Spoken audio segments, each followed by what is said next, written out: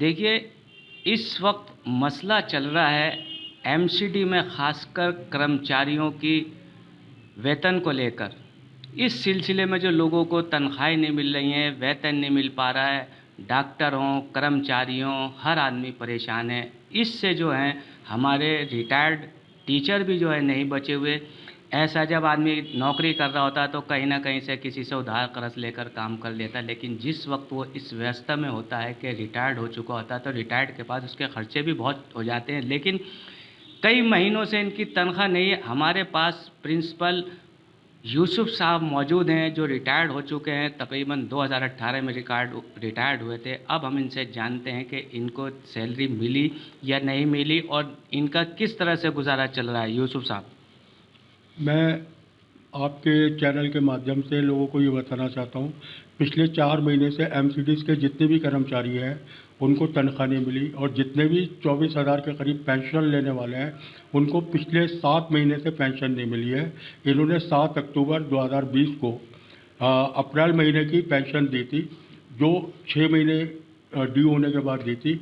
अब चल रहा है नवंबर, तो इसका मतलब इन्होंने अक्टूबर में जो 1 महीने की पेंशन दी थी उसके बाद अब फिर 7 महीने की ड्यू हो गई, क्योंकि 7वां महीना चल रहा है। ये किस तरह से गुजारा होता है ये तो कब्र का हाल मुर्दे ही जानता है। और बहुत सारे लोग ऐसे हैं, जैसे हमारे सफाई कर्मी हैं, चौकीदार हैं, चपरासी हैं, जिनकी बहुत कम पेंशन होती है, 10-12 हज़ार रुपये। वो किस तरह से गुजारा करते हैं, उनका गुजारा ही पेंशन के ऊपर होता है। बहुत सारे हमारे बुजुर्ग ऐसे हैं जिनको उनके घर वालों ने घर से बाहर निकाल दिया, वो किस हालत के अंदर है सरकार को कुछ नहीं पता। मैं आपको यहाँ पे एक मिसाल देता हूँ कि जैसे कॉरपोरेशन ये कहती है कि हमारे पास देने के लिए फंड नहीं है, पैसा नहीं है, तो जिस तरह से एक घर के अंदर कई मेंबर्स होते हैं, 2 बेटे समझ लीजिए, एक बाप समझ लीजिए, कि अगर छोटे बेटे के पास पैसे ख़त्म हो जाते हैं तो बड़ा भाई उसकी मदद करता है। बड़ा भाई भी अगर उस झगड़े को निपटाने में कामयाब नहीं होता तो जो बाप होता है वो उस झगड़े को ख़त्म कराने में बीच में आता है, पहल करके उस झगड़े को पैसे देकर ख़त्म कराता है। इसमें यहाँ पे कॉरपोरेशन को आप छोटा भाई समझ लीजिए, दिल्ली सरकार को बड़ा भाई समझ लीजिए, सेंट्रल गवर्नमेंट को उनका बाप समझ लीजिए। सेंट्रल गवर्नमेंट से भी सारी यूनियनें दुहाई लगा चुकी हैं, दिल्ली सरकार से भी लगा चुके हैं। एमसीडी ये कहती है कि हमारा बकाया है दिल्ली सरकार के ऊपर, दिल्ली सरकार के लोग ये कहते हैं कि हमारे ऊपर कोई बकाया नहीं है, हमने दिसंबर तक की तनख्वाह दे दी। अब सवाल उठकर ये बैठता है कि एम्प्लॉइज़ किसकी बात पे यकीन करें। हम तो फुटबॉल हो गया, कोई पैर मारता है दिल्ली सरकार के पाले में डाल देता है, दिल्ली सरकार के पाले में जब गेंद जाती है तो वो लात मारकर सेंट्रल गवर्नमेंट के पाले में डाल देता है। इससे तंग आकर बहुत सारी यूनियंस ने पेंशन्स के लिए केस किए हाई कोर्ट के अंदर। हाई कोर्ट कई बार कह चुका इनकी पेंशन दी जाए, लेकिन इनके किसी भी तरह से कान पे जूं नहीं दिखती। ऐसा लगता है जैसे गूंगे बहरों की सरकार बन के बैठी है। जो गांधी जी ने कहा था ना कि गांधी जी के जो कहते हैं 3 मंजर, ना देख बुरा, ना सुन बुरा, ना कह बुरा, तो इन्होंने कान पे उसी तरह से हाथ और मुंह पे पट्टियां मान रखी हैं।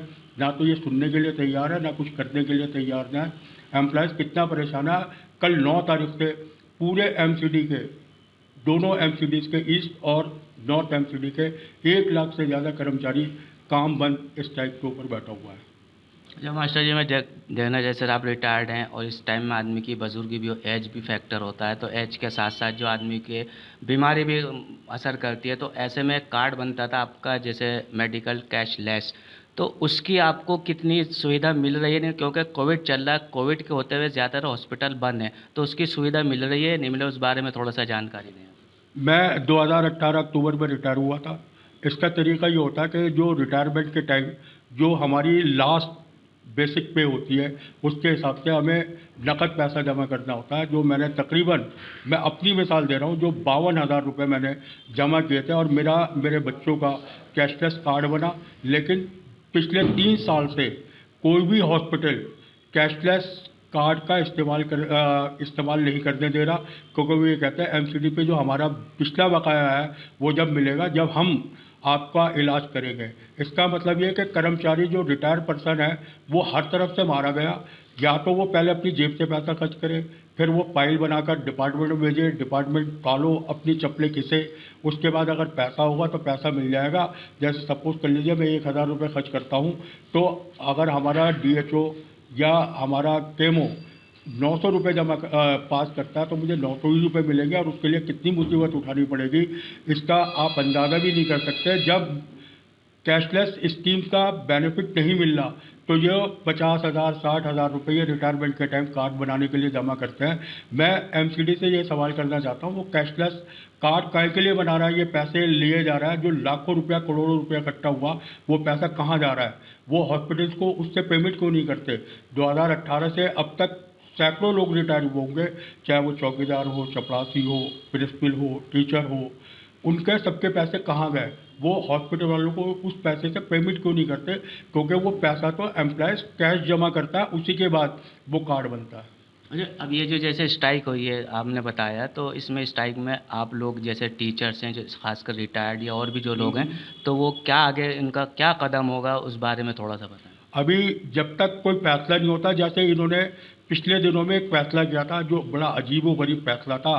नॉर्थ एमसीडी में 6 जोन हैं, 6 जोनों में से 3 जोन की इन्होंने जुलाई की टीचर्स की तनख्वाह इन्होंने रिलीज़ करने का वादा किया था, और मेरे ख्याल में करोड़बाग, रोहिणी और नजफगढ़ के लोगों को जुलाई की तनख्वाह, महीने की जुलाई की तनख्वाह इनको शायद इन्होंने दे दी है। तो अब इनसे कोई ये सवाल करे, जो बाकी 3 जोन बनते हैं, सिटी एसपी और सिविल लाइन और एक जोन और है केशवपुरा, उसकी तनख्वाह क्यों नहीं दी? जब उन 3 जोनों को दिए, या तो 6 के 6 को देते या किसी को भी नहीं देते।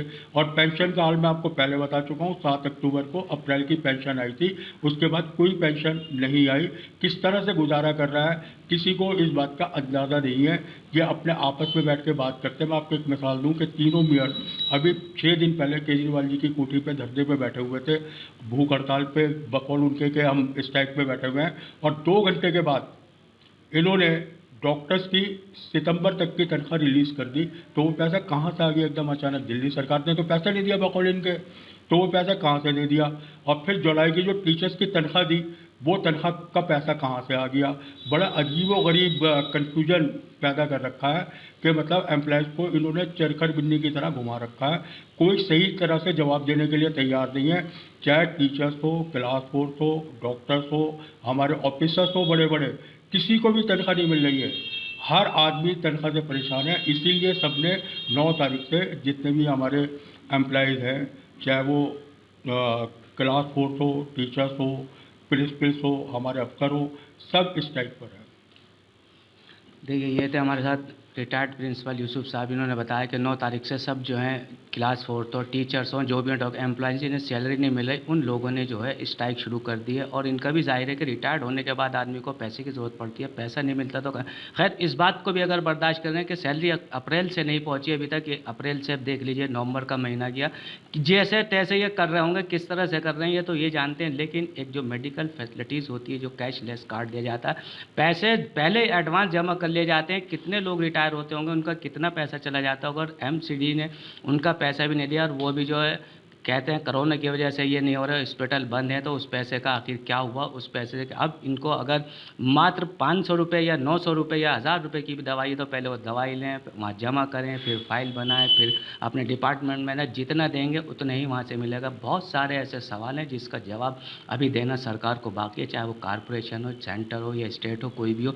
बहरहाल कुछ भी है, लेकिन सफ़र तो कर्मचारी ही कर रहा है, सफ़र टीचर कर रहा है, सफ़र डॉक्टर कर रहा है, हर आदमी परेशान है। ये चाहते हैं कि जल्द से जल्द इन लोगों की सैलरी और पेंशन जो दे दी जाए। कैमरा पर्सन मोहम्मद जैद के साथ एम रामिश। सियासी तकदीर यूट्यूब चैनल को सब्सक्राइब करें और बेल आइकन पर क्लिक करें ताकि आपको सबसे पहले खबरें मिलती रहें।